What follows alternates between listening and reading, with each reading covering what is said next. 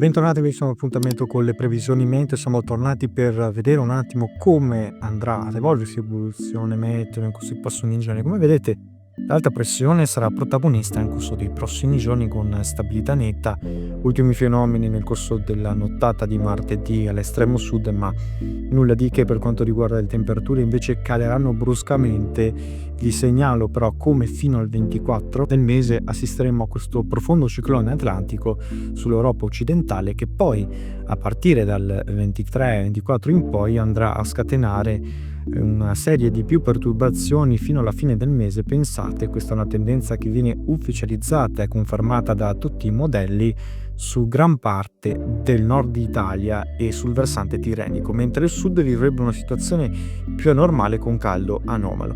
Come possiamo vedere, la giornata di mercoledì evolverà con cielo sereno, al più poco nuvoloso generalmente dappertutto, più nubi solamente sull'Appennino all'estremo sud, mentre come vedete il ciclone continuerà a stazionare sull'Oceano Atlantico, mentre aria fredda artica continua a spingere delle nevicate a quote basse sul comparto europeo orientale. Temperature, come potete vedere, sui valori massimi che saranno attorno ai 10 gradi al nord, al sud anche fino a 15 gradi lungo la costa, mentre all'estremo sud e sulla Sicilia anche tra i 12-14 gradi, insomma un po' più freddo rispetto al normale, mentre punte di 18 gradi sulla Sardegna, e temperature ovviamente minime, come vedete, con gelate piuttosto diffuse, se non sulla Campania, anche su parte del centro e sul resto del sud. Per quanto riguarda la giornata di giovedì, come vedete, l'espansione del campo anticiclonico porterà a ulteriore aumento delle temperature, soprattutto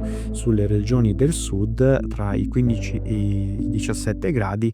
Al nord massime ancora piuttosto fresche per il periodo, mentre un profondo ciclone continua a portare maltempo, pensate, fin sulla Spagna, e l'anticiclone andrà progredendo poi la sua espansione in modo più netto, con temperature in netto rialzo fino a 17 gradi in Val Padana nella giornata di venerdì, mentre continueranno a spingere delle umide correnti atlantiche sempre sull'Europa occidentale, portando forte maltempo su quel settore fino anche alla Francia, e questa tensione andrà a provocare un'ulteriore instabilità del tempo, perché come vi ho accennato prima, nella giornata di sabato è ufficiale, torneranno delle umide correnti atlantiche sempre pronte a portare un netto cambio di circolazione. Come vedete, la serie di più perturbazioni coinvolgerà non solo l'Europa occidentale, ma anche il nord Italia, versante tirrenico in modo particolare, mentre al sud spingono delle correnti molto miti di scirocco, quindi più calde, oltre i 20 gradi. Pensate, come vedete, la serie di maltempo andrà ad insediarsi solamente in modo molto particolare